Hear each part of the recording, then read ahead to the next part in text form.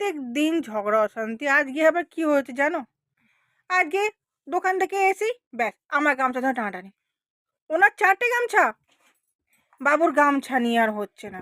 দোকান থেকে এসেই নয় আমার গামছা টানাটানি, নয় আমার মেয়ের গামছা ধরে টানাটানি। কেন রে? তোর গামছা হচ্ছে না? 4 টে গামছা।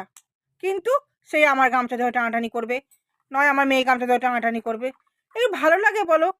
যার যার গামছা সেই তাদের ইউজ করা উচিত। হ্যাঁ? কিছু বলতে গেলে, কেন? আমার গায়ে কি নোংরা লেগে আছে?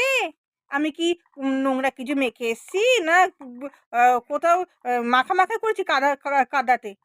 তাহলে বলো। কিছু কিছু বলা যাবে না। ওনার গামছা 4 টে গামছা, আমাদের একটা গামছা। কিন্তু ওর আমাদের গামছা কি ভালো লাগে কি জানি। হুম?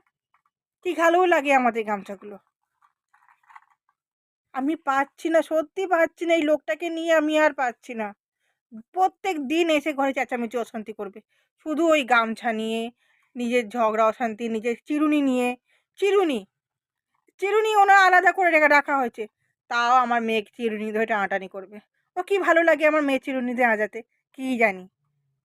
আর পারছি না, সত্যি পারছি না। কি করবো এই লোকটাকে নিয়ে, আমি সত্যি পারছি না। আপনাদের ঘরেও কি এরকম অশান্তি হয় গামছা নিয়ে? উফ! জীবনটা সত্যি হেল হয়ে গেল।